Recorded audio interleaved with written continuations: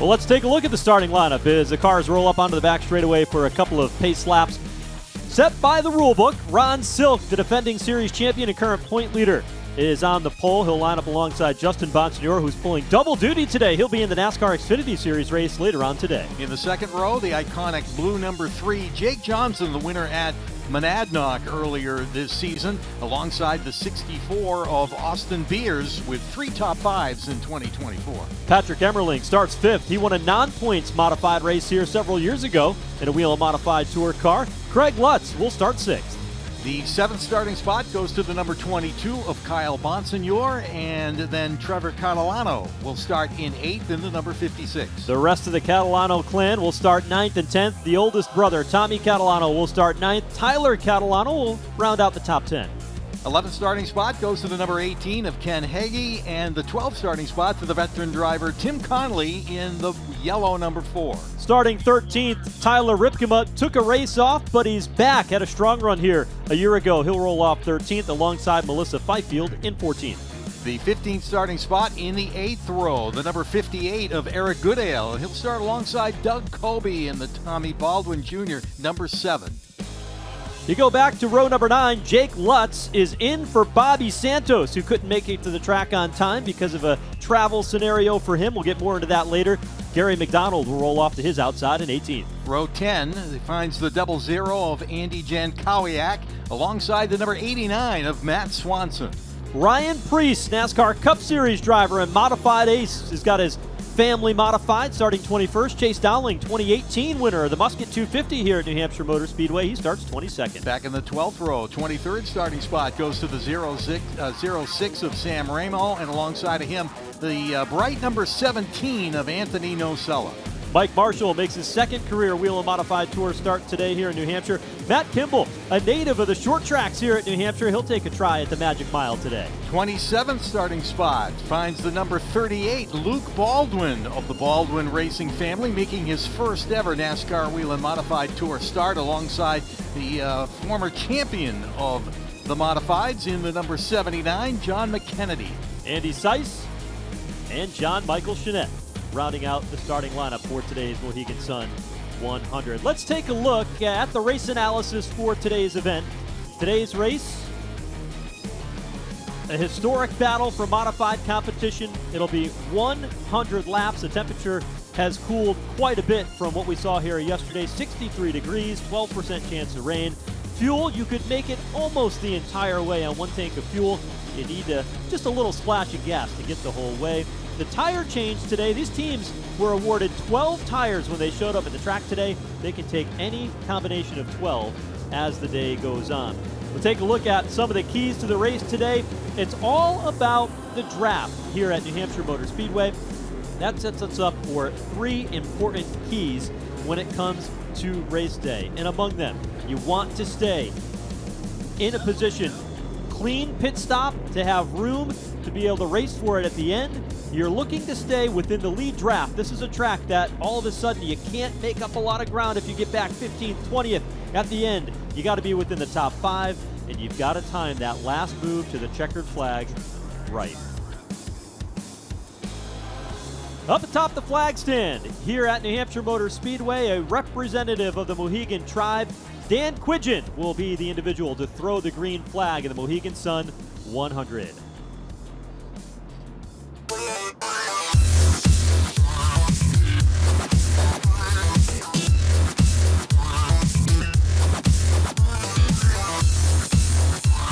Field rolls through turns 3 and 4. They have waved off the initial start, and they will rack them up one more time. Lights in that Toyota pace car came on before they got through the center of turns 3 and 4. So Bob Slade atop the flag stand will go ahead and just give the one to go one more time. We talked yesterday that there was a one practice session for the Whelen Modified Tour cars. They had an opportunity to see the track for about an hour or so. That practice was won by Ryan Preece, quickest car in the field in that 40.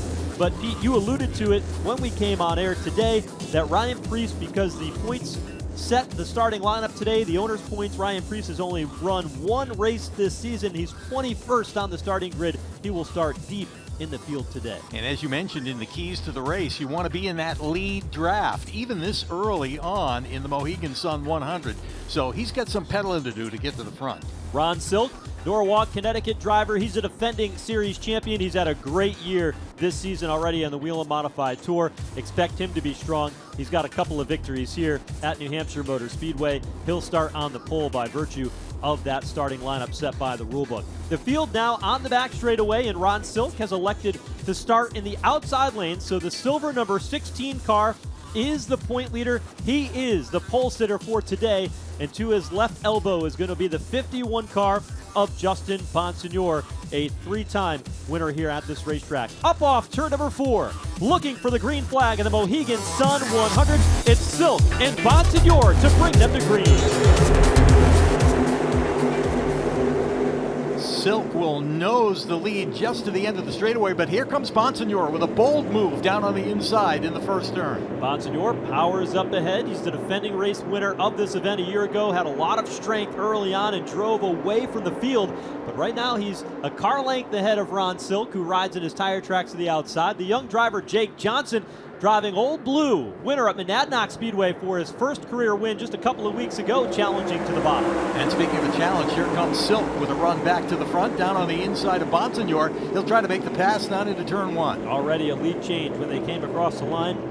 Bonsignor took the lead in turn 2. Silk takes it right back, and Bonsignor wants more on the back straightaway. He draws even down to the bottom of turn number 3, sweeps out in front and takes over the top spot. Yeah, a lot of lead changes in this race traditionally, and we've seen it happen already in the opening laps. Bonsignor back to the point. He'll lead him out of turn 4. Here comes Ron Silk, though. Crossover move across the start-finish line to the inside lane, and he will take back the top spot through the middle of turns 1 and 2. But watch Bonsignor. He backs it up a little bit, gets to the accelerator quickly off turn 2, and he looks to the inside of the backstretch. Just the momentum he needs to make that pass once again down into 3, and he shoots it down in there deep. Makes the pass, goes back to the point, but no doubt only temporarily. Behind them, you see the 22 car of Kyle Bonsignor. That's a cousin of the race leader, Justin Bonsignor.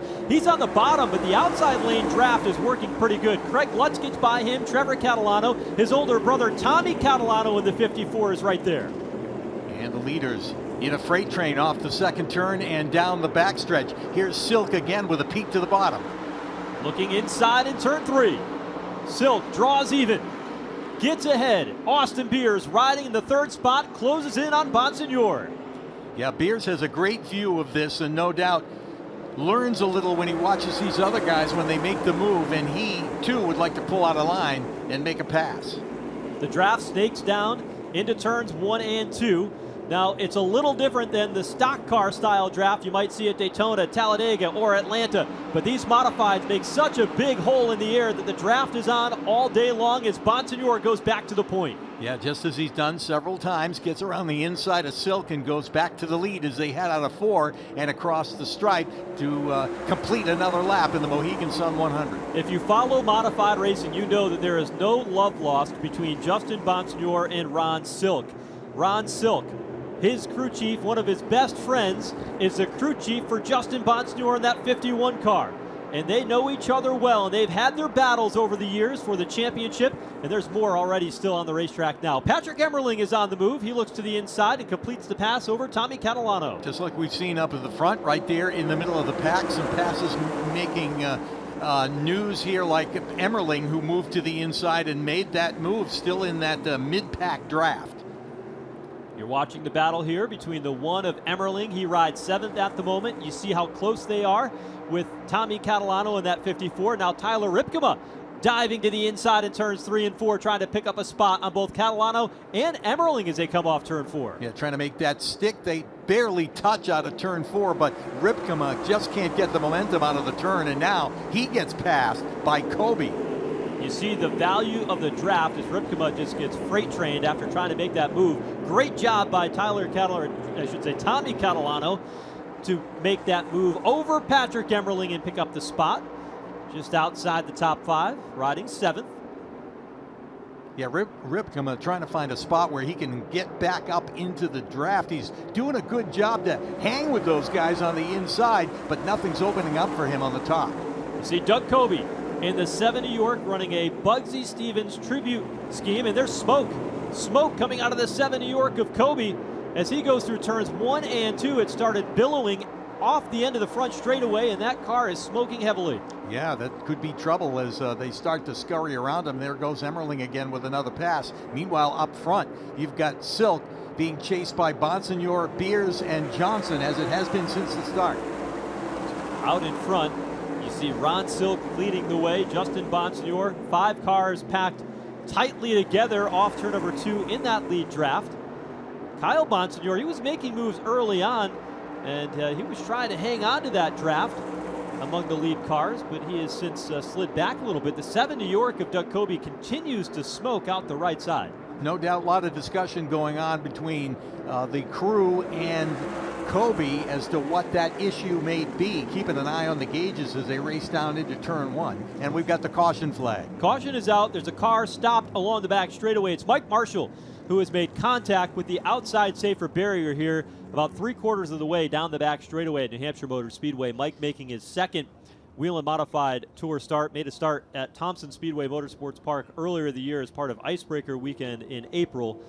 But his car now in the outside wall. Very tight quarters racing here at New Hampshire Motor Speedway in the draft. And everybody on the loud pedal here now 10 laps in of 100 today. Yeah, heavy damage there to the right side of the MLM Diagnostics 28 for Mike Marshall, and a tough break to be out this early. So let's take a look at some of the drivers that we had our eye on at the start of the race who started toward the back of the pack that we knew would be pretty quick. We saw that Ryan Preece started in 21st. He's been able to move up to 19th so far. He's picked up a couple of positions early on. That was the fastest car in practice earlier today. We also had the Luke Baldwin car, and Luke started deep in the field as well. He's picked up quite a bit. Luke started in 27th in his debut. He's driving the yellow number 38 today, the SS Racing entry. And there's Ryan Preece in the 40 car. Flamingo Motorsports, race choice on the side of that car. Flamingo Motorsports, the sponsor for Ryan Preece when he won his only Whelen Modified Tour Championship back in the 2013 season. Alongside him, you see the yellow 38 of Luke Baldwin. Mike Marshall out of the 28 car. We're 11 laps in to the Mohegan Sun 100 from New Hampshire Motor Speedway.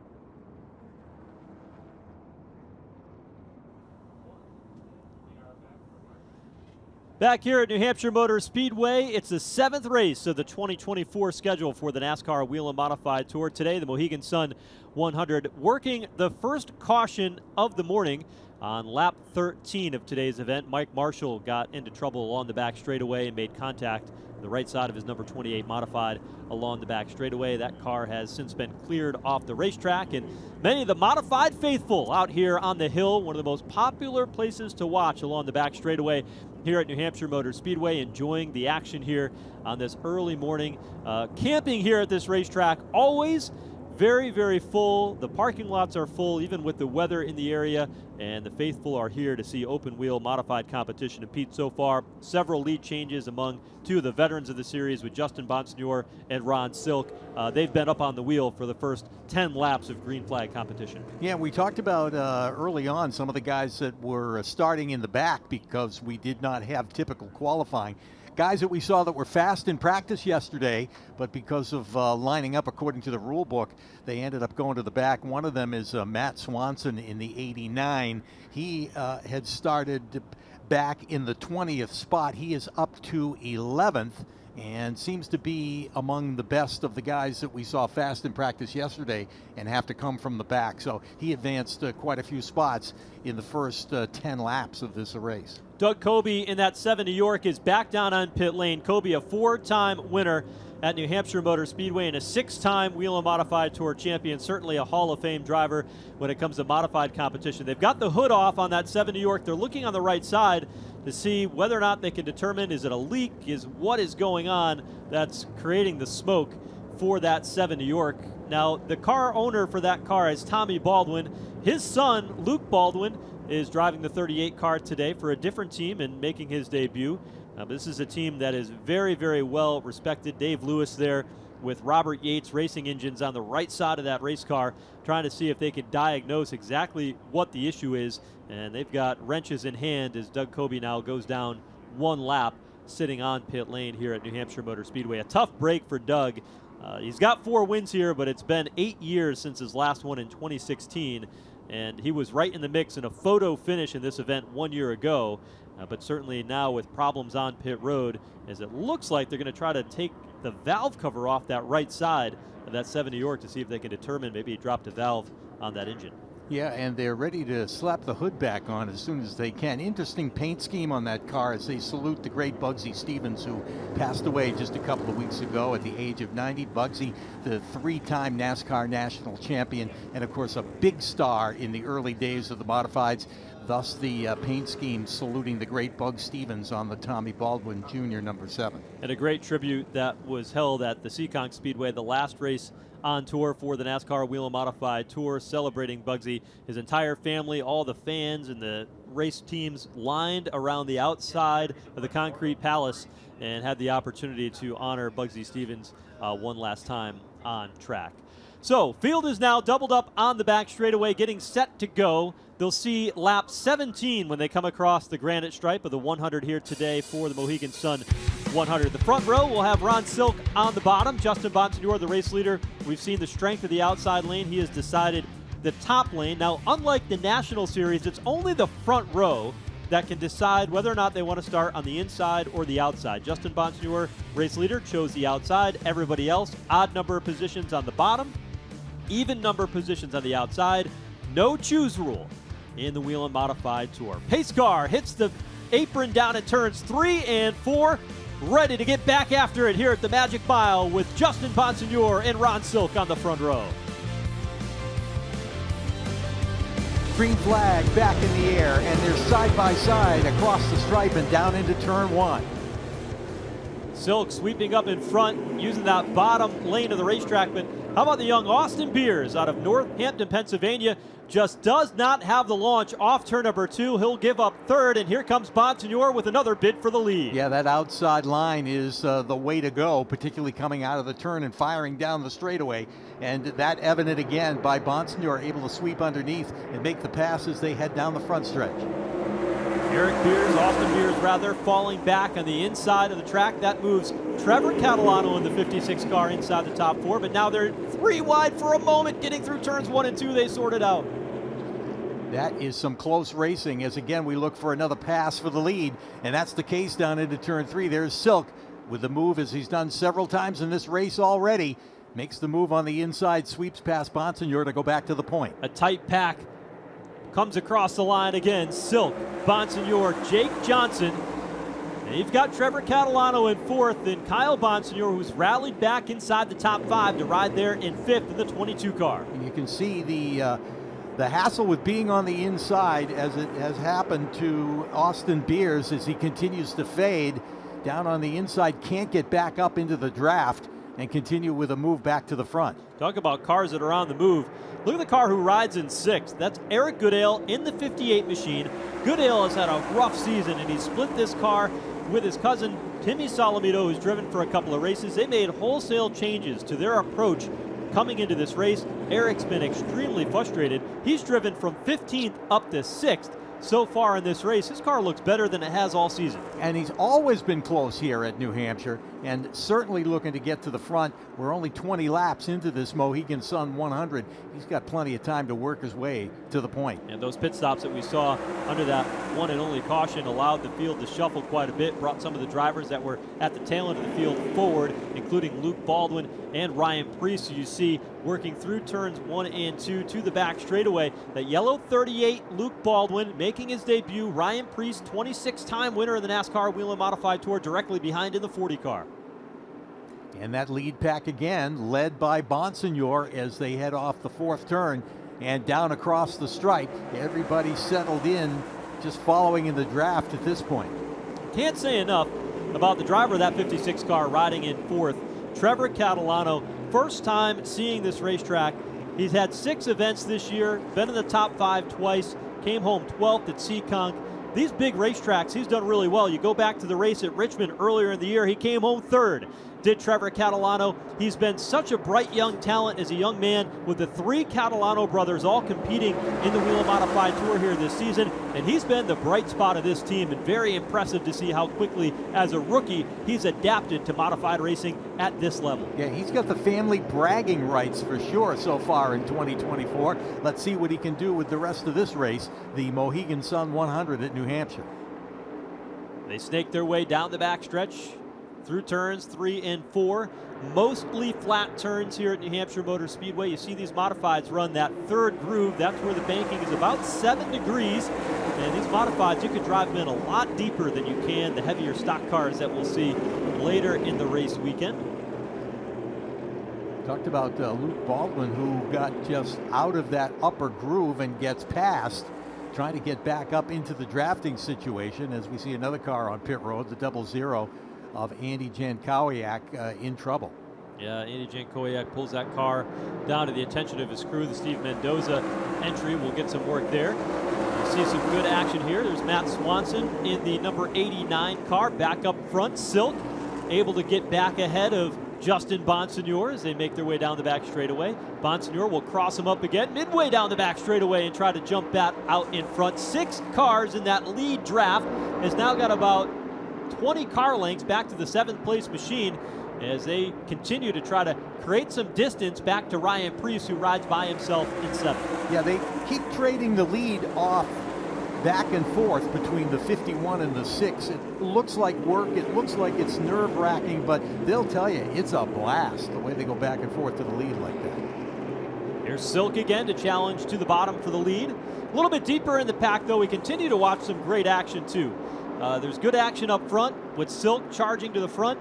You see good action in that battle between Tyler Ripkema in the 32, Luke Baldwin in the 38. Good action everywhere you look here, and that's what this race is about. You can pick many battles that certainly can find intriguing, the subplot, the stories beneath every one of them, and that's the excitement here of racing at the Magic Mile. Starting to get some separation now in that lead pack as you see the front 3 had kind of pulled away from the 4th place runner, and just then Silk, with moving to the bottom of the racetrack, did not allow Bonsignor to slip underneath to make the pass, so they'll follow each other nose to tail across the stripe. This is one of the few laps that they haven't been trying to swap the lead here on one end of the racetrack in turn 1. Silk has a slight advantage as they exit turn 2. Bonsignor again with another strong run will dart down to the bottom midway down the back stretch and put that 51 back in the top spot. Behind them, Eric Goodale is challenging for the 5th spot. A moment ago, Kyle Bonsignor moved into 4th. Trevor Catalano now back to 5th. And Eric Goodale trying to take that spot away, but can't do it as they come across the granite stripe. Yeah, went down on the inside, trying to make the pass, and just lost some of the momentum there, so pulls back up into line. And part of that lead freight train, if you will, on the backstretch. And Ryan Preece now lurking within 6 car lengths of that lead draft of 6 cars as he closes in. Now 2 car lengths, now 1. It's a 7-car lead pack at the front. Bonsignor out in front and Preece at the tail end. All content to ride in line at this point as we're a third of the way through the Mohegan Sun 100. Leaders off the second turn and down the backstretch. There's Ryan Preece in the 40 car, started 21st today. Last driver to win from 21st was John Blewett III. He did it in 2006, but Mike Stefanik in 1998 won this race from the 40th position, so it can be done, especially with the draft. And Preece has just about erased any deficit he had at the start of this race, 31 laps in to find himself in the lead draft. Yeah, he's right there with the rest of them as a move for the 4th spot off the second turn and down the backstretch. Kyle Bonsignor solidly in the 4th position now. Eric Goodale was trying to see if he could get underneath Kyle Bonsignor in the back straightaway, just wasn't quite close enough and didn't have the momentum that time through to pull alongside Trevor Catalano. Things calming down a little bit here at the front for the moment as Silk closes into the back of Justin Bonsignor, but he didn't decide to challenge.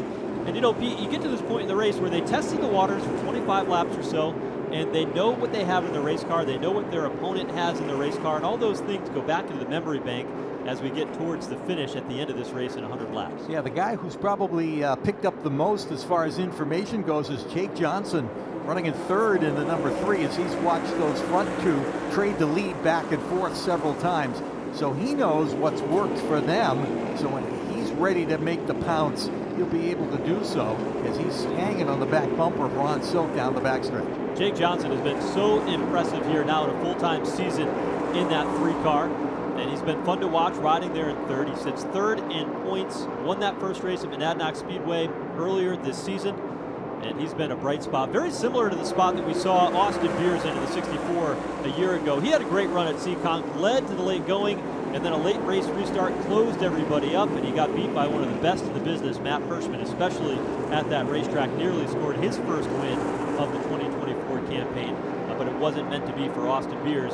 It's been really a lot of Justin Bonsignor and Ron Silk all season this year, as has been for many, many years in the Modified Tour. Yeah, Silk had got right up on the back bumper of Bonsignor, making his presence known as we continue to watch this battle with Beers leading that short little freight train down into turn number 1. This is a battle for 10th. Austin Beers rides in 10th, and he started in the 4th position today. Only his 3rd start in the Whelen Modified Tour competition, but they run open modified shows here once a year, and Austin had an opportunity to run some of those, finished in the top 3, got more experience drafting, but this is not a track that he has a tremendous amount of experience at. And it's no surprise to see veterans up front because of the skill it takes to be able to get used to how these cars drive in the draft. It's not going to drive like a stock car because these big tires that they have on the front of these cars just create all kinds of turbulence with the airs in these modifieds. Well, those 2 guys, Lutz and Beers, trying to hook up together and get back to that lead pack. They've been pretty spread out at this point. While we were talking about Austin Beers, Jake Johnson has gone by Ron Silk to move into 2nd. And Justin Bonsignor starting to do what he did a year ago. We saw a race that had a long green flag run at the beginning, and Justin Bonsignor walked away from the rest of the field little by little. I asked him yesterday, and I said, is that what you want to do, or do you need to back into everybody else so that way you don't get so far ahead that you use all your equipment up? He said, honestly, if I can break free of the pack and not have to worry about somebody challenging me for the lead like we've seen over the first 37 laps of this one, he says, I'm going to do that. And you could already start to see Justin Bonsignor trying his best to stretch his legs and open it up, but you see drivers like Jake Johnson staying right with him, drivers like Kyle Bonsignor, who moves into 3rd. They want to stay right with this lead pack and not let Justin walk away from everybody else. Yeah, he got around Ron Silk pretty quick to take over that third spot. I would like to catch up to those first two and get back into that draft as they race down the front stretch. Now Ryan Preece is starting to go backwards in that 40 car. He had raced up to 7th. He appears to be off the pace as he rolls down into turn number 1, and Jake Johnson, he's not off the pace. He takes the race lead, so lots happening here as Johnson goes to the point. Bonsignor rallies back to the inside of the back straightaway, and Ryan Preece off the pace. Yeah, Johnson, knowing what he had, made that move on Bonsignor, at least a test for getting to the front, as Bonsignor is able to make the pass again in 3 and 4 and get back to the point. You see Ryan Preece on the right side of your screen there was up to 7th. He's now 12th. He's still out on track, but doesn't have the pace that he once had as he looks to get past here once again. Chase Dowling in the 44 car, the Tinio family car here this weekend. It appears as though possibly under power for that 40 car of Ryan Preece as he is limping around the racetrack here, well off the pace, and he's going to come down pit lane. He drops to the inside in turn number 3. Ryan Preece on the apron will head for pit road to try to diagnose the problems on that 40 car. Yeah, that's a tough one. Again, he had some speed yesterday in practice and had led those guys that had to start in the back, the way he had moved his way up almost to the lead draft, but now heading to pit road for a problem on that number 40. So 41 laps in, Ryan Preece on pit road, and the caution flag now out. One car slow on the front straightaway. It's Gary McDonald, and his car limping across the line, continues to roll on. Justin Bonsignor comes across the line in the 51 car and will take that yellow flag. 42 laps in, second caution of the day in the Mohegan Sun 100 here at New Hampshire Motor Speedway. Justin Bonsignor is shown as the race leader.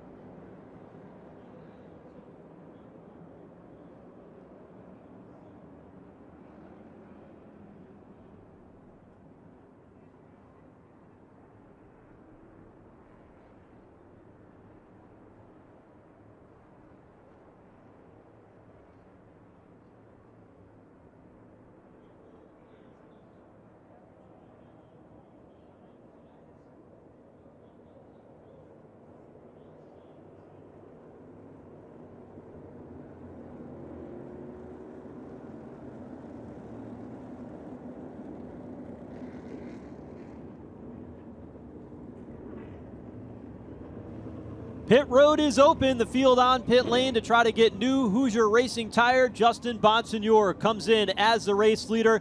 They'll go around to get right side tires put on his car. It looks like it'll be a 4-tire stop. Other cars, different strategy. Kyle Bonsignor, a quick stop for him. He's going to be one of the first cars off of pit road, along with Austin Beers and Tim Conley, some of the first to exit pit lane. Justin Bonsignor and that team, some of the other race leaders, including Ron Silk, deciding to take multiple tires here on this pit stop. Silk, though, stalls the car exiting pit lane, had a work around Trevor Catalano. He loses a couple of spots on pit road as a result. Yeah, another long pit stop for Matt Swanson, too, who's been down on pit road for a while, and he'll be back a few spots when they come back out to join the field. Now, in the NASCAR Whelen Modified Tour, you cannot take fuel and tires on the same pit stop. So those drivers like Patrick Emmerling, Kyle Bonsignore, Austin Beers, they decided to take fuel on their first stop. Then when there's more room on pit road, they'll come in and they'll get their tires. So they're coming in now the second time to grab tires on those race cars, and we'll see how it all shakes out as the race goes on. However, some teams, like Ron Silk, have decided to stay out and not come back in and get the fuel. So that's certainly going to go ahead and change that running order and lineup. So by taking that little extra security and splash of fuel for Emmerling, Bonsignore, and Beers, along with Tim Conley, they're going to give up a whole host of track position among the cars that decided to stay out here and take tires only. Yeah, we'll have to see. I'm sure the caution laps will figure into the fuel mileage thing.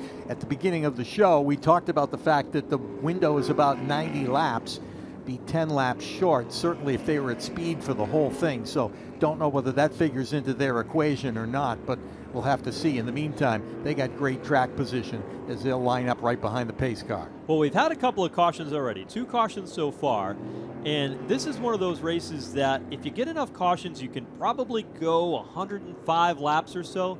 And there are some teams and crew chiefs that had told me earlier today that they've got some things in their race car that allows them to save fuel with a veteran driver could make the whole way without that extra pit stop. So look at a driver like Jake Johnson.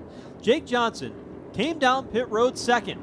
He comes back out onto the racetrack, and he's near the tail end of the lead pack after having such a fast race car, and he gave up all that track position just to have a little extra insurance in the form of an extra splash of fuel.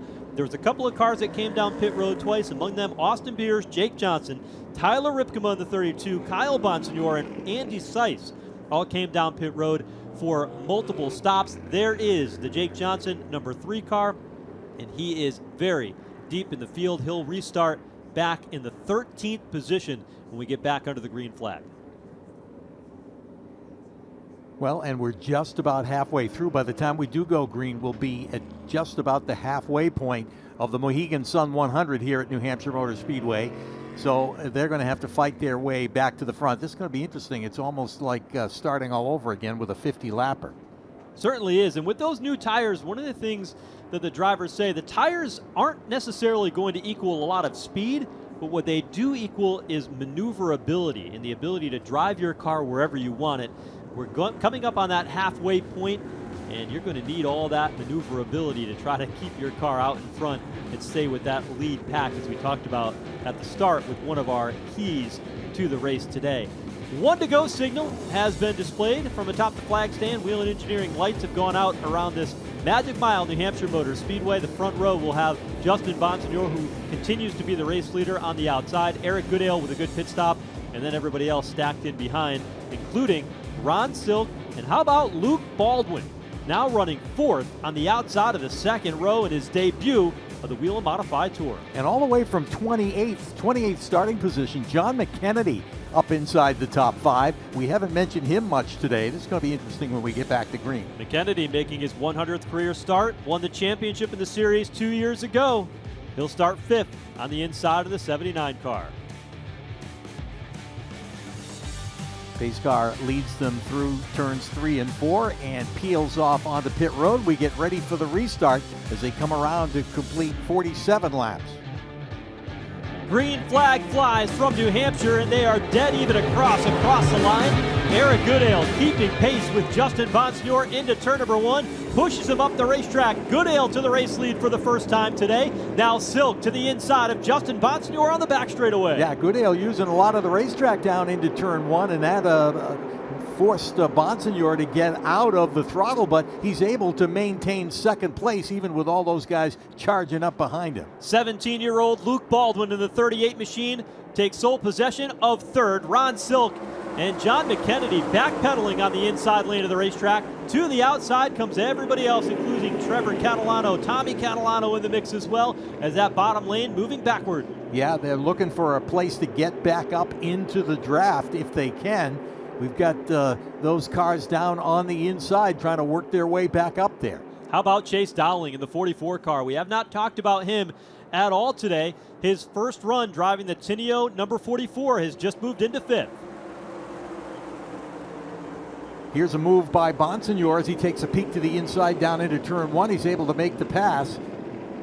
Goodale tries to set him up to get back around him, and the caution flag is out. Caution is out for the third time today here at New Hampshire Motor Speedway. 50 laps in. Jake Johnson in trouble over in turn 2. And so is John McKennedy, right up against the wall in that number 79. Has obviously done damage to the right front. Those two guys battling for position, and it looks like at least McKennedy's day will be done. Johnson was able to drive away from it. So past halfway, race official in the Mohegan Sun 100.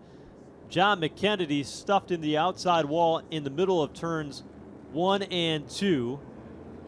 And a tough break for him after a good drive from the back of the pack. Started 5th on that restart. And then problems later for Jake Johnson as he went spinning. Got stuck deeper in the pack by their pit strategy on pit road.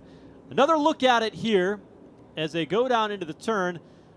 Johnson went up the racetrack. They got 3 wide for a moment, and then he and McKennedy came together as they ran out of room, and that was a vicious hit for the 79 of John McKennedy. Both right side tires up in the air before coming to a stop there in the outside safer barrier. Yeah, it looked like maybe he took Emmerling by surprise, and Emmerling had nowhere to go but to run into the back of him, and that sent him sailing across the racetrack and into the wall. A very dejected John McKennedy climbs from the number 79. He had restarted in 5th spot, thought maybe he had something here for the second half of the race, but his day is done. Yeah, McKennedy from Chelmsford, Massachusetts, former champion of the series just a few years ago. His 100th start today. Not going to be holding the checkered and the trophy at the end of the day. Jake Johnson was able to continue on. He stayed out on the racetrack. He's now shown in the 19th position, so it was difficult to begin with. Now it's even more difficult for Jake Johnson as he's lost another handful of spots after that incident in turn 1. Yeah, diagnosing that replay that we saw, it looked like he got shuffled out, and that's what started it all. They were all running pretty tight, and as he got shuffled out of line and up on the upper side of the racetrack, it was kind of the accordion effect behind them, and the end result was McKennedy in the wall. Here's another look at it as they head down into turn 1. There's Johnson, almost like he had to get on the brakes and get shuffled up out of line, and then the rest of them piled on in. It was odd how that car just took off. You can see that he wasn't running in the preferred line, the 3 car for Jake Johnson. You saw a bit of a puff of smoke as soon as he got on the brake, and the car just shot up the racetrack.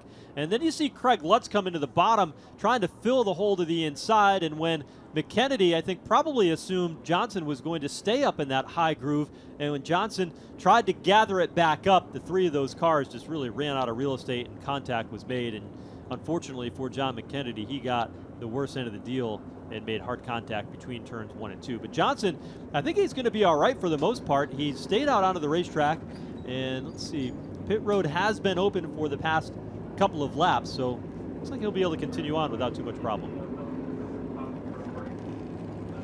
So working the 3rd caution of the morning, 53 laps into the Mohegan Sun 100. Getting closer to the finish here in the second half of this one from New Hampshire Motor Speedway.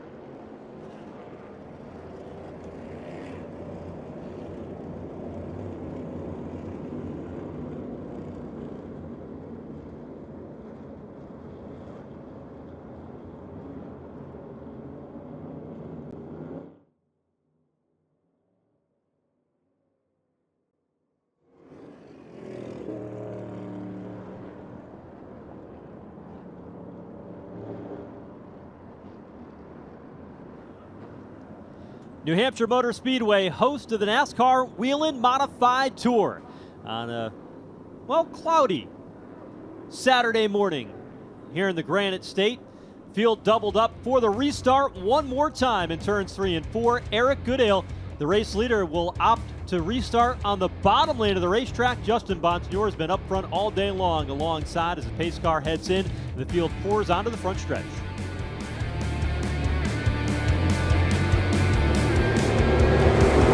They're shuffling all over the place, heading down into turn 1, 3 wide there for a moment as they race through the first and second turn, but Goodale trying to get away.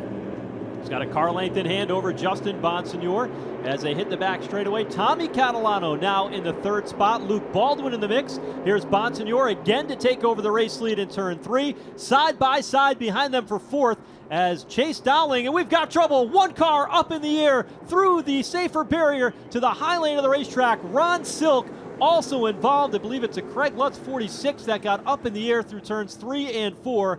And the caution flag is out, and there is Lutz, hit on every corner in that 46 as he went for a wild ride atop the fence in turn 4. Yeah, right up top. And Silk was able to drive away from that, so it'll be interesting to see whether he's able to stay out there or will go to pit road to be looked at. But Lutz's day is definitely done. Lutz has had hard luck at this track last couple of years, either mechanical problems, engine woes. They had a car that looked pretty sporty today and came prepared. They've had a great season so far, but that is going to be a highlight reel moment that Craig Lutz would like to soon forget after his car airborne contact through turns 3 and 4, rode the fence right along the top of the safer barrier for quite some time before coming back on all fours, just shy of the exit of turn 4 on the front straightaway. Yeah, lucky he didn't end up upside down as the car came right back on all fours, as you said. Here's the replay. We'll see exactly what happened. Watch the silver car. That's Ron Silk on the bottom. His car walked up the racetrack, made contact with Trevor Catalano, and then all of a sudden, Craig Lutz, his car just went airborne as they made contact with those open wheels, caught the outside safer barrier, and rode right up it. Before he could even think about it, Lutz was almost in the middle of that other incident between the 79 McKennedy and Jake Johnson. Watch it again here. Silk out of shape. The car just snaps back to the right, and Craig Lutz, the wrong place at the wrong time, and he got clobbered. Absolutely. And as we said, Silk was able to drive away. He went down to the attention of his crew on pit road and is able to drive back out onto the racetrack. But of course, he'll be restarting towards the back.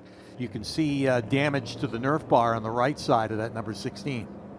That Nerf bar designed to protect those two tires for contact on the side.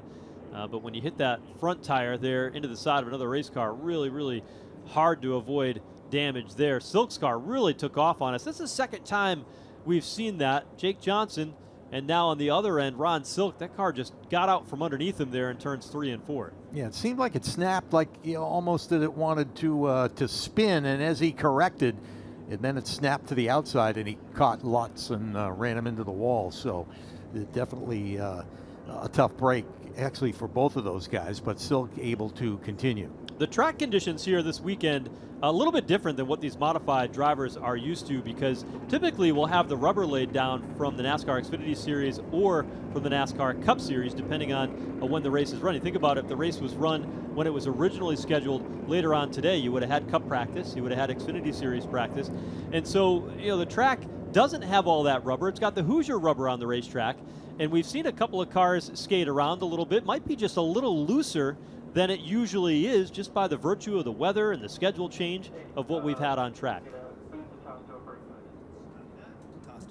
Well, Tim Conley will come down pit road, get some tires. We're working the fourth caution of the day. This time, trouble for Ron Silk and Craig Lutz up in turn 4.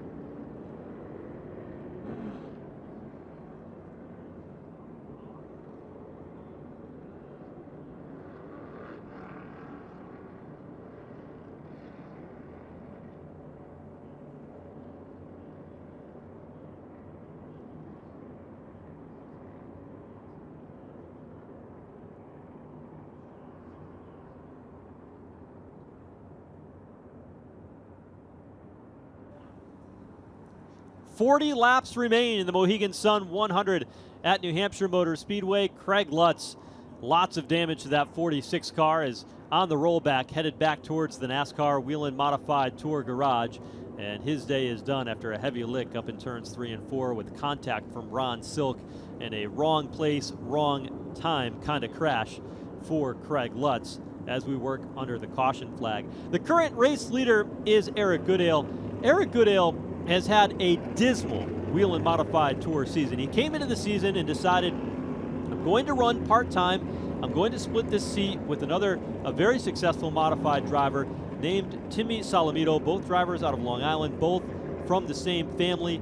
And Timmy has gone out there and, he hasn't had great runs in the 58 car either. They came in today, crew chief Jason Shepard, Eric Goodale said, we're going to go back to basics. We're going to take everything we know and just go back to what we ran 3 or 4 years ago on the Whelen Modified Tour. And that has seemed to work. Earlier this morning before the race, Eric Goodale was all smiles. And Pete, I can't think of the last time, certainly this season, and maybe even going back to last season, that I saw Eric Goodale smiling ear to ear before he got in his race car.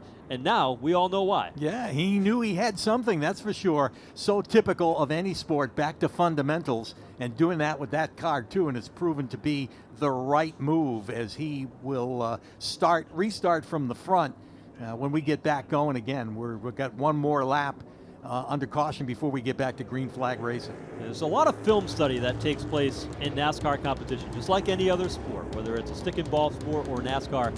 Justin Bonsignore takes a different approach to this race here in New Hampshire. He's in that 51 car on the inside line. He said, for me, I don't look back at what happened before. Every race here is a little bit different. I know what I did, and I'll execute based on what I see early in the race, and I'll use that as my gauge for preparation. A big day today for Justin Bonsignore. Today he makes his NASCAR Xfinity Series debut for Joe Gibbs Racing in the number 19 car. Points set the starting lineup because of the weather here yesterday. He'll start 25th coming up at this racetrack a little later on in the afternoon. He'll go out there with no Xfinity practice, no Xfinity qualifying, and take the green flag for the first time here this afternoon from the 25th position. So he's got his hands full, but mission number one for Bonsignore is to defend that race win that he picked up here a year ago in a photo finish here across the granite stripe. And his second place starting spot will be on the inside this time. Last time Goodale chose the inside. He'll start from the outside as they come to the green flag. Toyota pace car is in. Field rumbles off turn number 4 and sees a green flag.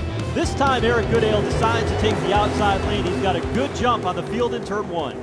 And he leads them all down into turn 1. We'll see how that outside lane does. Bonsignore trying to scrape his way back on the inside, and that number 51 gets a good launch out of turn number 2, but it's the outside line that'll lead him down into turn 3. Tommy Catalano in that 54 car pushes Eric Goodale to the lead, and he said, I don't need to give Justin Bonsignore any drafting help. I'm going with the 58, and he now rides in second. Yeah, he's able to pick up that spot, but Bonsignore right there on the back bumper takes a peek to the inside, but at this point is satisfied to follow Catalano out of turn 2 and down the backstretch. So Catalano runs second. Justin Bonsignore now third. You go back to Trevor Catalano, his youngest brother, sitting there in fourth, and Luke Baldwin in fifth. You've got 3 drivers inside the top 5 who have never won a race, and they're here on the biggest stage. A little further back, here's Jake Johnson trying to race back to the front after that altercation a couple of cautions ago. Gets around the outside of Patrick Emmerling, and Kyler Ripkema right there too in the 32. Jake Johnson now up to 11th. He restarted after the incident in turns 1 and 2 back in the 19th spot. That car one of the quickest on track, as is Justin Bonsignore. He wants to retake the lead and does in turn 3. Catalano could not quite get underneath Eric Goodale. He'll settle back in line as they come to the main straightaway. Yeah, Goodale a little bit on defense that time, able to maintain the second spot, and follows Bonsignore down into turn 1, and not close enough to challenge for the lead as they head off turn 2 and down the backstretch. Battle is on for the 4th spot, moving into the inside lane. This is Chase Dowling. Dowling in the 44 this time for the Tinio family. Moves into 4th, his first start of the year, but Dowling several years ago won the Musket 250, a special event that was held here in the fall of 2018. Went out and won that for his first and only Whelen Modified Tour victory. And he's done it before. Now he's trying to win again for the Tinio family, who with Bobby Santos has won many, many races. Trouble in turn 1 for Andy Seiss. hard hit for him off the end of the front straightaway. Yeah, and he's another one that had a good run going here this afternoon or this morning, where he had started in the back and worked his way up towards the front, was close to being in the top 10, but now wrecked into the wall in turn 1. Seiss got that left front tire down. You can see when he went off the end of the front straightaway that the car was well out of shape as he went into turn number 1 and made a really hard lick for Andy. He has had rough luck at this racetrack. Today, he has made many, many starts. A 2-time Southern Whelen Modified Tour champion, originally from Hampstead, New Hampshire, and now a co-owner of an ARCA Menard Series car driven by Andy Jankowiak. Seiss out of that race car, and boy, he's looking for somebody. Yeah, he's not happy with somebody. Let's see here. I think he's showing some appreciation to possibly Austin Beers, I believe, as Austin Beers rolled on through. And he'll take that ride back into the infield, courtesy of the ambulance, as we watch the replay and see exactly what happens. Let's see what happens. A little bit deeper in the pack. You see Seiss in the black number 70, and boy, he got hit on the straightaway. And it was Austin Beers trying to cut underneath the 70 of Andy Seiss and just hooked him into the outside wall, and that was that.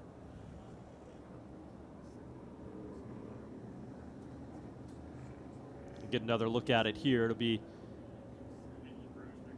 just outside your frame, and boy, that was a hard hit. Yeah, by Austin Beers. Just absolutely misjudged it. Yeah, Beers looking to try and get underneath him and just hooked him in the left rear, the bumper on the left side of the race car, and just enough to turn him sideways and up into the wall. And look at the bumper on the 64 of Austin Beers. That thing pointed skyward. That is not generally how they come. I guess it's not as steep of an angle as I thought it was, but it is up the 64 for Austin Beers. Beers is generally a very conservative and clean racer out on the track. Not characteristic for him to see him misjudge a move getting down into the corner like that, but maybe just a little bit too late to make that move getting into turn 1 and just ran out of real estate to cut underneath Andy Seiss.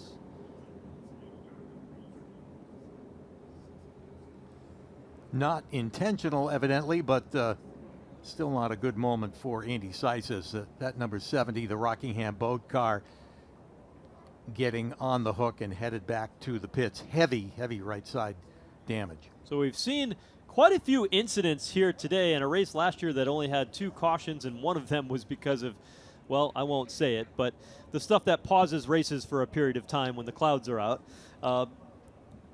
That caused a problem for the team there. The field now down here in turn 1, or excuse me, on the front straightaway, being paused just for a moment while they do some work of cleanup down in turns 1 and 2. We are 32 laps away from the finish here in the Mohegan Sun 100 as the red flag comes out with the field paused just off turn number 4, and work now underway down in turns 1 and 2 on the racing surface itself. So caution turned to red. So far today, we've seen 4 cautions, this being the 5th of the day here in the Mohegan Sun 100. We are under the red flag, 32 laps to go.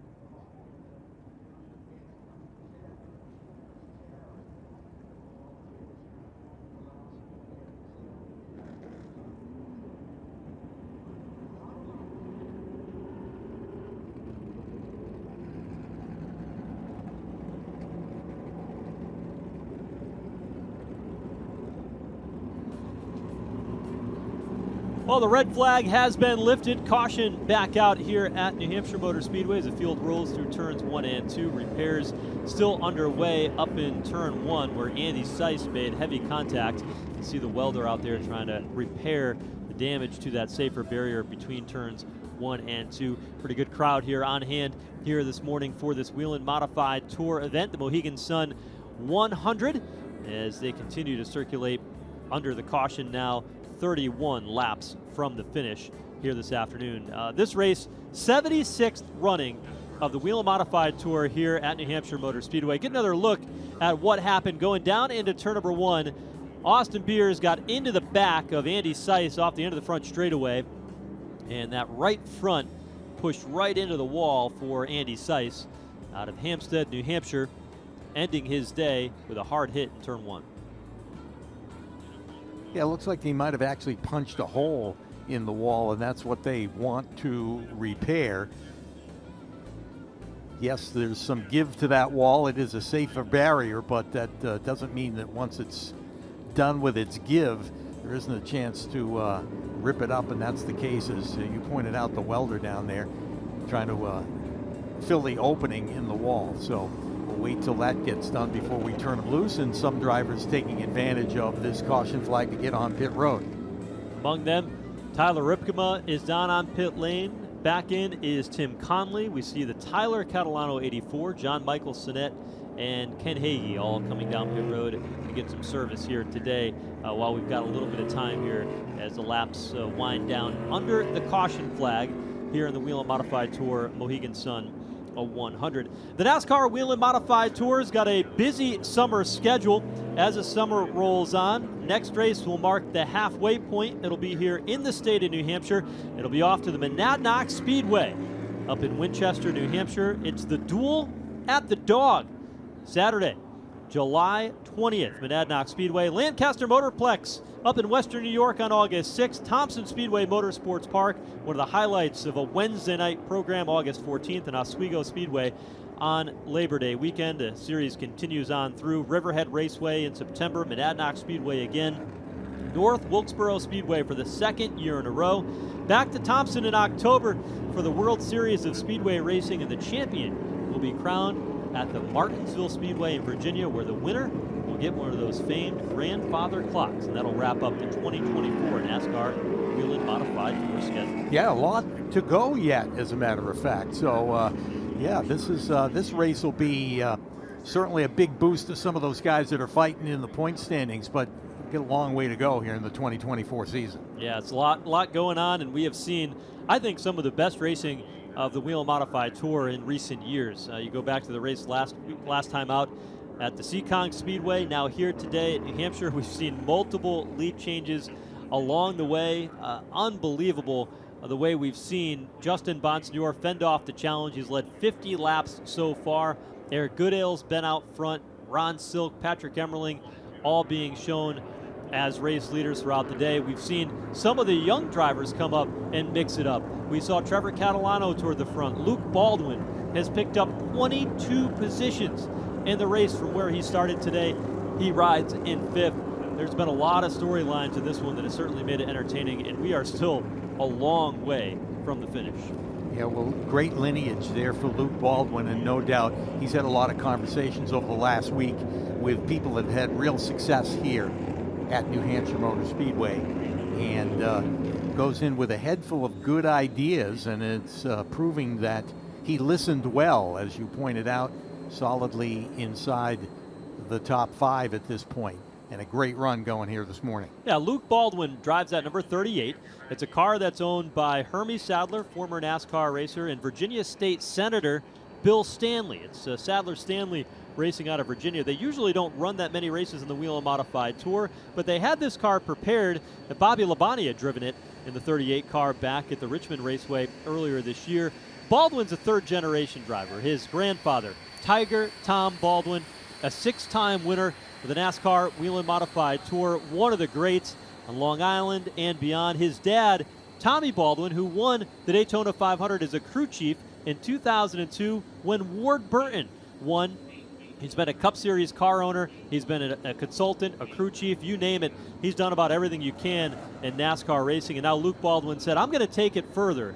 I'm going to go farther as a driver than anybody else was. 17 years old, wants to be in the Cup Series, third-generation driver, and he's got Austin Cindric's spotter, Doug Campbell, who's spotting for him today, the Cup Series spotter, along with many other Cup Series spotters that are spotting for these teams today. Luke Baldwin, the 38, expected to run up front. He is. He's running 5th. Well, and his dad can pay a little more attention because the Tommy Baldwin Jr. number 7 with Doug Coby is out of the race. So Tommy's got one car to look at, and it's that car of his son, that yellow car, running right upside the top 5. So stacked up here on the back straightaway in rows of 2. We've talked a lot about the front row, Eric Goodale and Justin Bonsignore, but don't take your eye off that second row. Tommy Catalano is looking for that first career Whelen Modified Tour victory. You've got Sammy Ramu in the 06 in row number 3, and Chase Dowling in the 44 car has been quiet. Bobby Santos has been a master at this racetrack, and many of those wins came driving that 44 car. Chase Dowling is in the mix. You can't count him out in that black 44. Ready to get at it once again as the pace car peels off down onto pit road, and they race down the front stretch under the green flag. Bonsignore will lead him down into turn 1, and on that outside, here comes Chase Dowling in the 44. Dowling trying to push Justin Bonsignore out front to take the second spot, and he does off turn number 2. So Dowling up to second. Then all of a sudden, Luke Baldwin is losing ground. He got shuffled out of line to the inside. He'll get drafting help from behind. That pushes him forward down into turn 3 and back into 5th. Yeah, he drove in there deep and hard to try and stay inside the top 5. He's going to get that spot back. As much as Sammy Ramo gives him a little bit of a run for it out of 2. They're 3 wide on the front stretch. Look at the draft from Patrick Emmerling into the back of Kyle Bonsignore, able to split everybody up the middle. 3 wide, super speedway style off the end of the front straightaway here. Puts the 22 car into the 6th position for Kyle Bonsignore. They all know it's go time because there's only 25 laps left in the Mohegan Sun 100 as they race out of turn 4. Here's Ripkema now working inside, trying to do a 3 wide move in his own way. Deeper in the pack, but he settles back in, gives up 3 spots in the process as we watch Tim Conley and Austin Beers battling. Meanwhile, up front, they sail out of turn 2. Bonsignore trying to get a little breathing room, but 2nd and 3rd have hooked up together to go chase him down as they race into turn 3. Chase Dowling, 2 car lengths behind the race leader. That battle continuing to rage on between Tyler Ripkema and Tim Conley. Ripkema able to get through and complete the pass. Up front, though, a battle now for 2nd into turn 1. Eric Goodale looks to the inside, and there's contact. Goodale goes up the hill. Luke Baldwin is in it. Somehow, Chase Dowling able to keep that car pointed in the right direction, and the caution flag is out while battling for the 2nd spot. What a save by Chase Dowling in that 44. A tough break for Baldwin as he's up against the wall, but they got hooked together heading into the 2nd turn, and Dowling did a great job to get off the throttle, not mash the brake, but get that thing back going straight and saved it. Meanwhile, Baldwin able to pull away from the accident scene in the number 38. That's a tough spot in the racetrack because right there where Chase Dowling went spinning is the tunnel here at New Hampshire Motor Speedway, and there's not as much room on the inside of the track when you get a car out of shape. Baldwin's got the right front tire down on his 38. For the moment, he is still on the lead lap. Heavy damage to the back of Tommy Catalano's 54 car. That car pushed well up in that rear deck lid area, but it doesn't look like the left rear tire got a lot of damage, just the left front where he's got a flat. Let's take a look at the replay here as they went into turn 1, battling for the 2nd spot. You see the 58 get a little sideways when he tried to correct it in accordion. Everybody stacked up. Baldwin into the 54, then caught the outside wall as his car slid up the track. Yeah, it looks like it just got out from underneath Goodale, and as he went to catch it, he made contact with the 44. And again, we talk about Dowling making a great save. And meanwhile, Baldwin on pit road going for a new right front at least, and they're going to check the damage on the 54 of Tommy Catalano as he's on pit road as well. 2 drivers having a great run today. They've got to get a left front tire on Tommy Catalano's car, right front tire on the Luke Baldwin number 38 machine. and see what other damage they may have. There you see Tommy Catalano, left side tire for him. I don't think that damage to the rear of the car is all that bad. I mean, from a drafting standpoint, that spoiler's up a little bit higher than it was, but that probably won't hurt him too bad as long as they can push some of that sheet metal in and keep him out on track. But both cars did lose a lap as they were limping around on pit lane and came down pit road. Actually, you know what? I think the 54 did not lose a lap because he stayed out on track, but Tommy Baldwin's car, Luke Baldwin, will lose a lap here under this latest caution. Well, you can see going to be mostly aerodynamic damage to that number 54 as he's able to pull away. The crew took a good look at the clearance between the left rear tire and the body, and obviously gave it approval that it will not even rub at speed. So he's going to get back out there, and looks like maybe he's going to bring it back down onto pit road and look at it again. Meanwhile, Baldwin pulls out of his pit stall. Might be a bit of a parachute if they don't get that push back in for Tommy Catalano, so he'll bring the 54 back down pit lane. Luke Baldwin lost another lap on pit road and will be 2 laps down when he gets to the tail end of the field. So a tough break for Luke Baldwin. Tommy Catalano will take right side tires now on the 54. Again, you know, we talked about the value of the tires. It may not necessarily equal a lot of speed, but what it does give you is maneuverability out on the racetrack. And that's what's going to help him here in the final 20 laps of the Mohegan Sun 100, and see if he can salvage as much as he can once he goes back out onto the track. And right now he's shown in the 19th position. So still room to gain for Tommy Catalano, but Luke Baldwin will head to the garage. Looks like his day's done. Yeah, obviously more damage than just a flat tire on that car, and he'll go back to the pit area and actually park right next to the Baldwin 7 New York, as Catalano's had some work done on that car, a little bit of sledgehammer to the rear, trying to push that deck down a little bit, as we see a replay of how this all happened. And keep an eye on the 44 of Chase Dowling as this incident goes on. There's contact there. Dowling is sideways, dirt tracks it through the corner, somehow kept it straight, saved it a second time, and was able to keep that car rolling once again. And because of that move, Dowling only fell back to 7th by the time the caution flag came out. And so he was still able to maintain some of his track position and still be a contender as we get to the finish. But you pointed out that he did get hit in the left rear, right on the left rear tire. Whether that's going to cause any issues when they get back under green. He was doing quite well there, actually in a battle for the lead. So we'll have to see if he can maintain that kind of speed when we get back under the green flag. So field now working into turn 3. They have not yet given the 1 to go signal as they continue some of the cleanup down there in turns 1 and 2 to make sure that the track is 100% ready to go before they fire them loose here one more time. And if you like modified racing, New Hampshire Motor Speedway, they put on a great show, but they do in just about every track that they go to. Again, we alluded to the next race in July, a JDV Productions event, the Duel at the Dog, Monadnock Speedway, not too far from here in Winchester, New Hampshire. Invite you to come on out for that Saturday event and be involved with everything that the Whelen Modified Tour has for us as the season goes on. You go from one of the biggest tracks in the circuit to one of the tightest bull rings, and that chrome horn, you think they're using the chrome horn today? They're going to use a lot of it come up in July, the next race for the Whelen Modified Tour. Well, they came from one of the great bull rings of New England, the great Seacon Speedway, where they ran the last time. Then they come to the big track here that they look so forward to, and then back to another one of the quarter-mile racetracks at Monadnock. So a lot of work for these crews to get it figured out. There's the fan zone here at New Hampshire Motor Speedway. It's a little quiet right now because the modifieds are on track. Is that the ride you did yesterday, Joe, you were telling me about last night at dinner? Yeah, I can't do rides like that because I got that motion sickness and it does not go well for me. Oh, that's right. You were on the mechanical bull. Yeah, I was at the mechanical Groove. bull. That's what yeah, it was yeah. you were telling me about. Yeah, yeah. And I got thrown off. Yeah. Great atmosphere here at New Hampshire. Of course, everybody on Sunday wants to good lobster dinner here at the Magic Mile. Loud and the Lobster will be waiting in the wings for the NASCAR Cup Series winner. And that's all part of the tradition here as NASCAR New England hits the magic mile.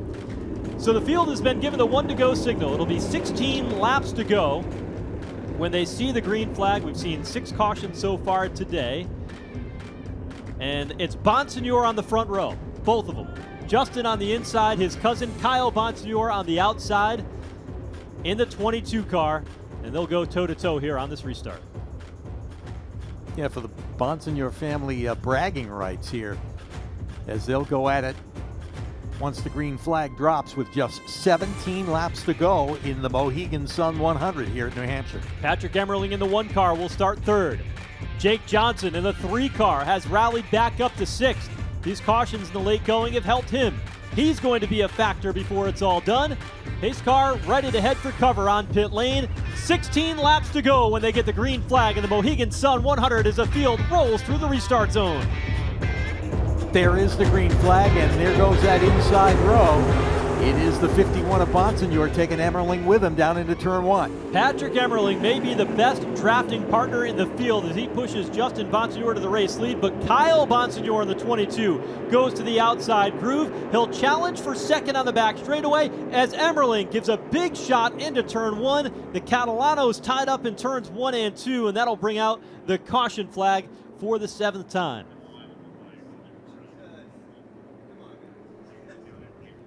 There's the 84. That's Tyler Catalano, not able to get his car moving once again, just into turn number 1 on the inside. He had a hard time after the red flag getting that car refired. He had to get pushed off. You see him, I just need a push to get it rolling once again and get that car fired back up. So a tough break for Tyler Catalano. Yeah, Trevor goes to pit road to the attention of his crew. He got shuffled out of line on that restart as they hit the back straightaway. Let's take another look at what happened. The Catalanos, the 2 red cars in the bottom. Tommy Catalano got sideways, hit the back of his brother's car who got sideways, and then they both came together. I wonder what that's going to be like on the ride home.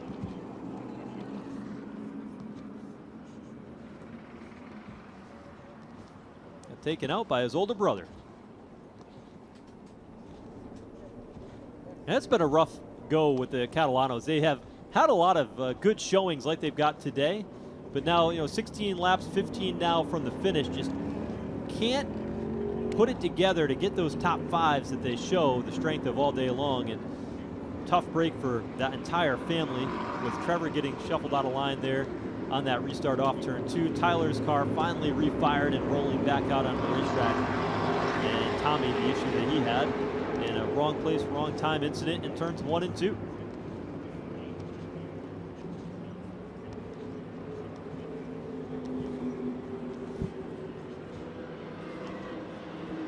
So single file for the moment as we continue to work under the caution. Patrick Emmerling in that 1 car rides in 2nd. We haven't talked a lot about Patrick Emmerling so far today.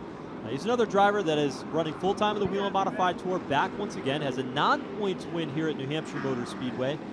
Came home 5th last year, has been a runner-up twice at this track, and he started the season with the chassis builder, Rob Fuller.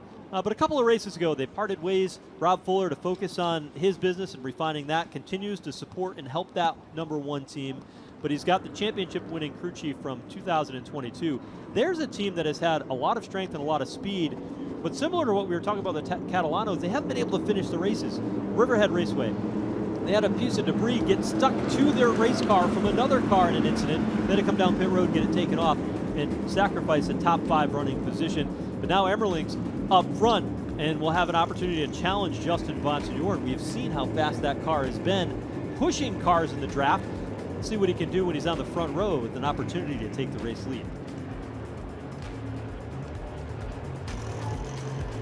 They're going to reline the lineup. I was going to say they shuffled it up a little bit here before we go to the green flag. That's going to put the Bonsignores side by side in the front row once again.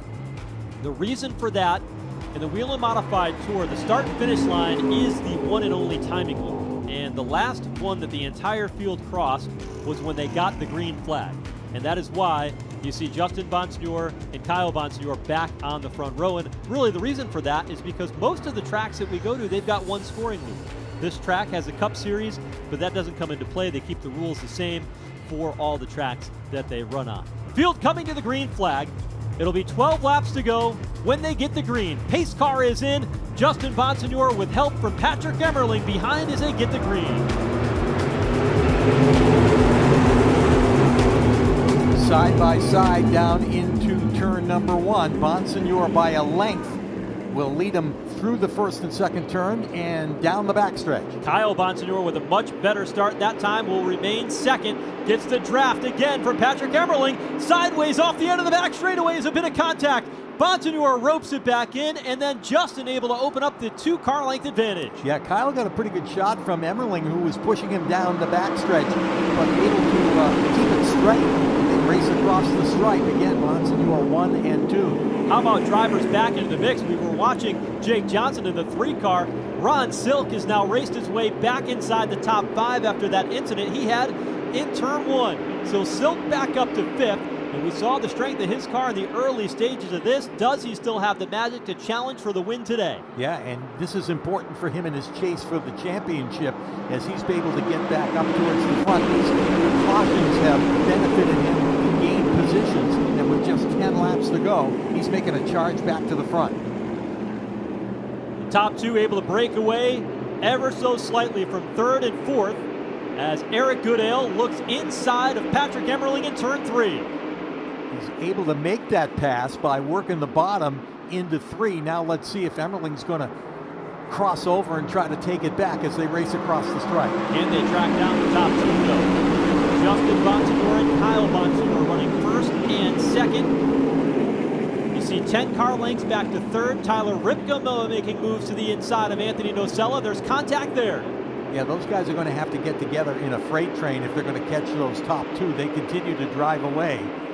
Goodale in the 3rd spot, Emmerling in 4th. And yeah, we haven't talked much about Anthony Nocella. That bright colored number 17 is up there in the mix with Chase Dowling. Nocella had a pretty good run on this race 2 years ago. Here's Ron Silk in turn 1. Can't do anything there, falls back in line. And with each lap, the leaders continue to drive away to their advantage. Emmerling now hammered on the back bumper of Goodale down the backstretch.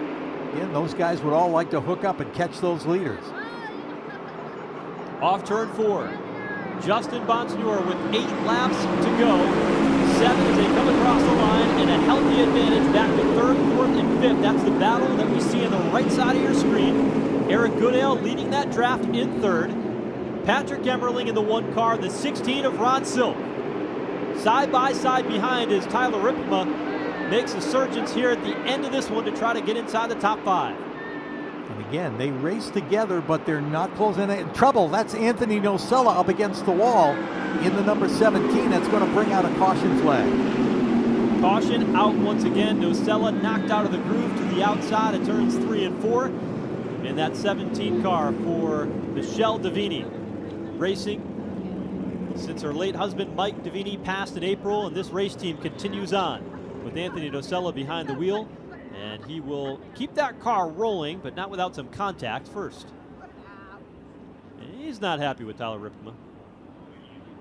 We'll have to see exactly how those 2 guys got together, but yeah, he was making a charge to the front. It's the first time we've talked to him since we gave the starting lineup at the beginning of this thing, as he was racing to get up solidly inside the top 5, and this time brings out the caution.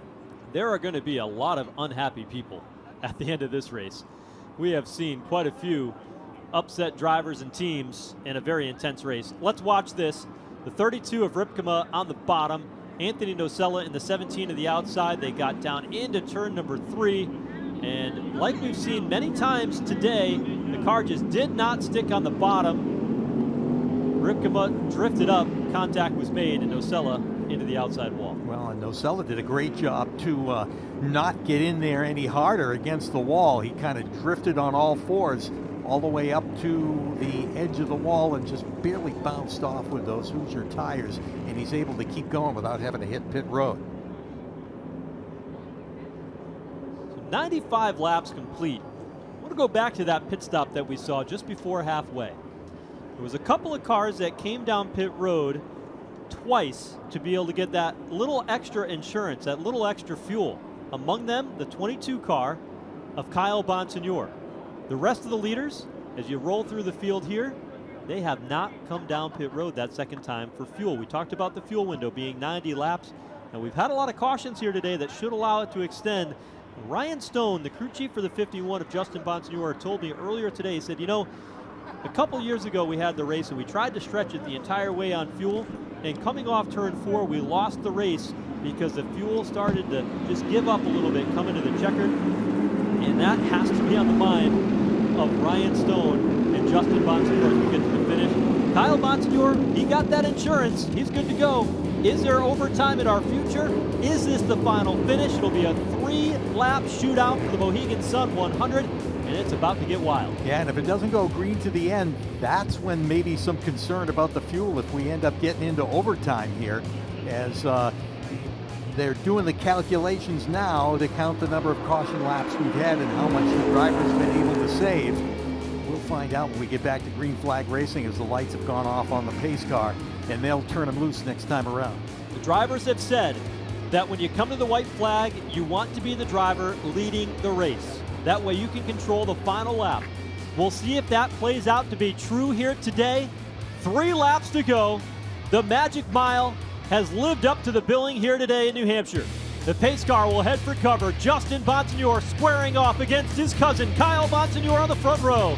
Through the restart zone, they're off and running as the green flag is out. Now, with each of them a dancing partner with them, Goodale on the inside and Emmerling on the outside, right behind the Bonsignores as they race through the first and second turn. Advantage to to Justin Bonsignore. Justin Bonsignore to the lead, midway down the back straightaway. It's Kyle Bonsignore and Patrick Emmerling. Now everybody closed up. That gap that they had built up before the caution has disappeared. The top 3 single file off turn 4. 2 laps to go at the line. Across the stripe, it is Justin Bonsignore trying to repeat here in 2024. Has been leading a lot of this race today. And right now, with just now less than 2 laps to go, he'll take him down the backstretch. Outside lane, Eric Goodale backpedaling as he is now losing position outside the top 5. Into turn 3, they'll see the white flag this time by Justin Bonsignore in command. Kyle rides second.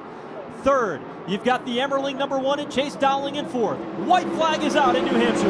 Last chance to make a move, and one of those doing that is the 44 of Dowling as he dives to the inside trying to get to the 3rd spot. One more opportunity. Can Kyle Bonsignore set up Justin? Justin is away with a 3-car length advantage down the back straightaway for the final time. Yeah, since that last restart, he's been able to drive away, and he's in a comfortable spot right now as they race through 3 and 4. Off turn number 4, Justin Bonsignore looking for the checkered flag for the 2nd year in a row. Justin Bonsignore wins in New Hampshire. Kyle Bonsignore, great run for him, comes across in 2nd. Chase Dowling in the Tinio 44 will finish 3rd. Patrick Emmerling and Sammy Ramu rounding out the top 5. Tommy Catalano rallying back after the troubles he had. Eric Goodale, Jake Johnson, Austin Beers, and Ron Silk, your top 10.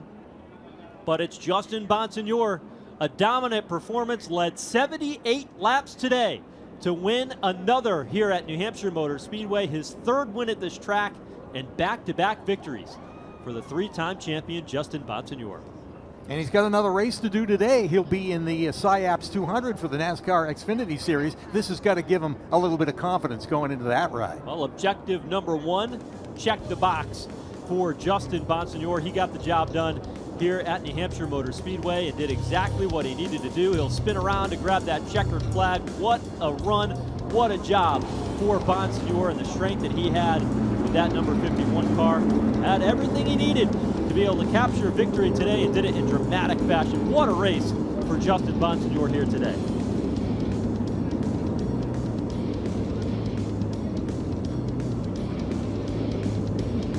Going to climb out. Get unhooked and climb out. Grab that checkered flag right there at the granite stripe. There's Justin Bonsignore, your Mohegan Sun 100 winner here at New Hampshire Motor Speedway.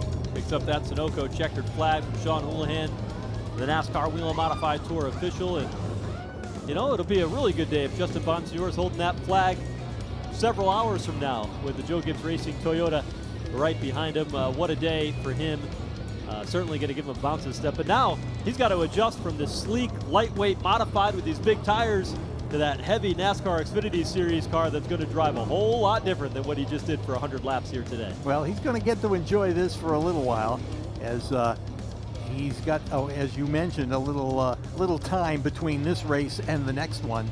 He's got quite a ways to go to get to the front in the Xfinity race, because qualifying for that was canceled yesterday. So he's headed right now to Victory Lane to pick up that Mohegan Sun 100 trophy. We'll hear all about it when he goes in there for the second year in a row. Justin Bonsignore, the winner here at New Hampshire.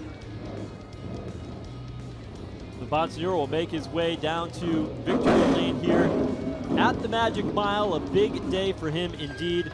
Continues to chip away. One of the top 5 drivers in the all-time win list for Justin Bonsignore. Ted Christopher is the next that Justin Bonsignore has to try to bypass. He's got 42 victories overall, and Justin Bonsignore right there as well. Just an outstanding career for Bonsignore and his entire team. Ryan Stone, Ken Massa, the entire group that have been able to put just such a successful program in this team over the years to be able to continue to be a factor in the Whelen Modified Tour. Today, win number 42 for Justin Bonsignore, tying him with 3rd all-time in the Whelen Modified Tour win list with the great and late Ted Christopher.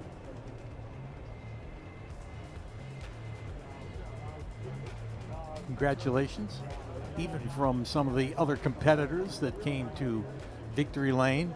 His cousin there, Kyle Bonsignore, offering congratulations a moment ago. It was Chase Dowling that came over to say hello. But what a run, what a show. The lead changes we saw up front early with Justin Bonsignore and Ron Silk. The battles throughout, we saw different players at the front.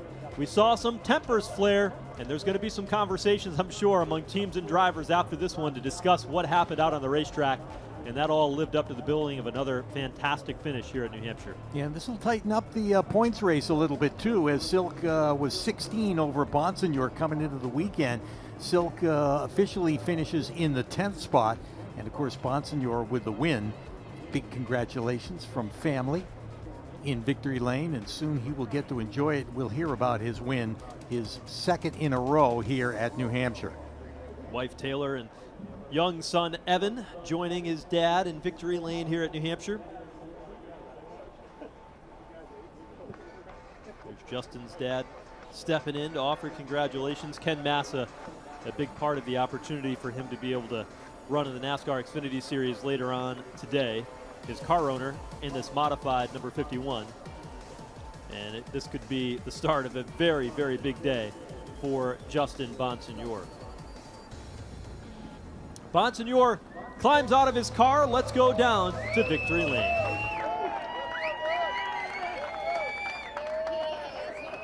This morning at New Hampshire Motor Speedway, Justin Bonsignore gets the win in the Mohegan Sun 100, defending his win in this race here last year. Justin, congratulations on the win. A big one for the modifieds. How do you describe this race as a whole series and what it means to be victorious in this race? Yeah, we have a lot of. I mean, we have 16 awesome races in a year, but this is our Daytona 500, and everybody wants to win this race. There's so much that goes into putting yourself in position and having a good car. And we've had an amazing car up here, like 4 years in a row, and just try to control the race as much as you can, lead as many laps as you can. A lot of cautions. You want to be the leader on the restart. So just a really good Phoenix Communications Fury race car today, prepared by Ryan Stone. Just want to thank Ken Massa, Ginny Massa, M3 Technologies, ClearCom IT Solutions, Robert Yates Racing Engines, all our product sponsors. Just the pit crew did a great job today.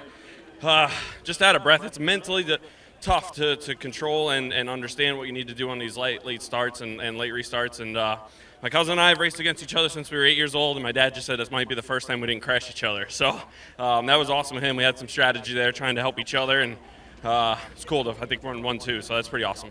Yeah, restarting and then finishing next to your cousin. He came over here, mentioned something to you there in the car while you hadn't climbed out yet. What did he say to you? I just said that was a lot of fun on those starts, trying to work together. And he goes, "Yeah, I had my one shot getting into one there." And I saw him get close in the mirror, and then spotters say clear by 3, no run. So that's like the most stress-free last lap probably anybody will run here at Loudon down the back straightaway. So just really cool, and hopefully the weather holds out and we can get this Xfinity race in today. And we got to come from the back, but we got a good race car, and we'll hopefully get to the front and have a good day there too.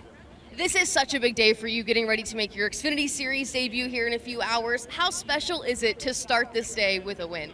Yeah, for sure. Obviously, we thought this race was going to be tonight, and the Xfinity race would be first. So it's nice to run this morning, get the race in. All the crew guys can hang around now for the race, probably have a few beers while they're watching it, and just take it all in. This is a big family here, my guys, and we have a lot of fun. So it's nice to get a little break, go eat some lunch, refresh, get ready to go for this afternoon, and just hoping that the weather holds out more than anything. You have quite the cheering section here with you for this afternoon. Congratulations, Justin, on the big win. Go celebrate with your team. Thank you, guys. I appreciate everybody on Flow watching today, and we'll see you soon.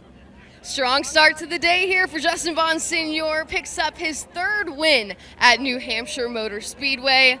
Jose, you are standing by with our second place finisher. So we're catching up with second place, Kyle Bonsignor. There's a Bonsignor in victory lane, but it's not the first name we wanted. How does it feel to have your cousin over there in second place, man? Great run. Yeah, thanks. It's good. I mean, I love racing with my cousin. He's like my brother. So it was a good race. I really wish that last caution didn't come out. I feel like we had a really good gap behind us to where I could actually, tried a more aggressive move at the end. I just got a little greedy, overdrove it into turn 1, trying to set us up for down the backstretch coming to the line. But I got to thank my crew. They worked really hard. We had kind of a mishap there on strategy. We took fuel, a lot of other guys didn't, and we had to come from 16th or 18th there at halfway, and I feel like we used up a little bit of our car doing so. But that's the brakes. I got to thank, Robert Yates Race Engines, Chalou Performance, Brembo Brakes, Magnus Transmissions. We got Stone's Performance. Cam McDermott did a great job setting it up. I feel like my cousin and I had the best cars, and it showed there on that second to last round. We were able to pull away by about 10 car lengths.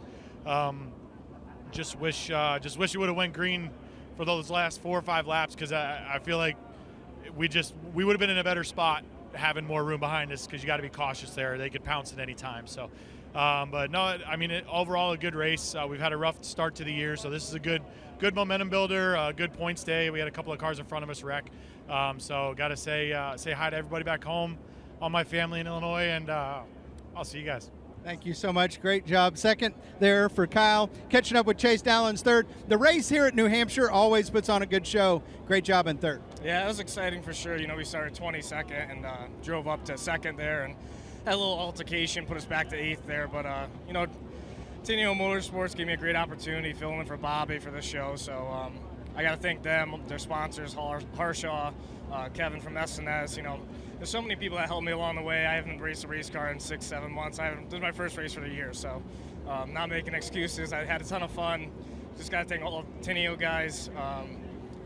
So many people helped me along my racing career, just a little bit life-changing stuff happening. But Ben Dodge, so many people that helped me get here. So really thankful for the opportunity. Hopefully put on a good show for the fans, and came home 3rd and just 2 spots short. Great run. All right, let's go to the trophy presentation.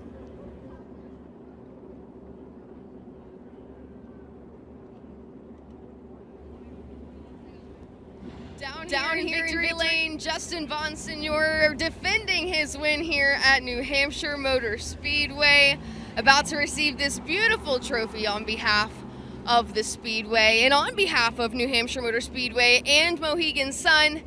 Daniel Quidgen would like to give you this trophy and say a few words to you today, Justin. On behalf of Mohegan Sun, congratulations on a back-to-back win here in New Hampshire.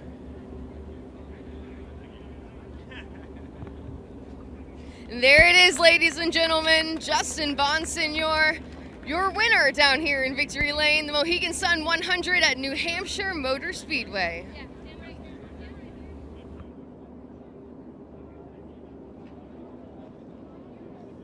Well, thank you, Jesse. That's the thoughts of Justin Bonsignor, our top 3 finishers. Another great race here at New Hampshire Motor Speedway. Just to remind you, coming up, the next stop on tour, Monadnock Speedway, Saturday, July 20th.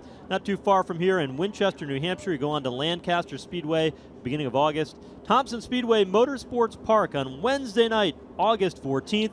And Oswego Speedway on Saturday, August 31st up in Western New York. on Labor Day weekend. A great show today for the Modifieds. They put another one in the books. Justin Bonstewart gets his 42nd career victory in NASCAR Whelen Modified Tour competition.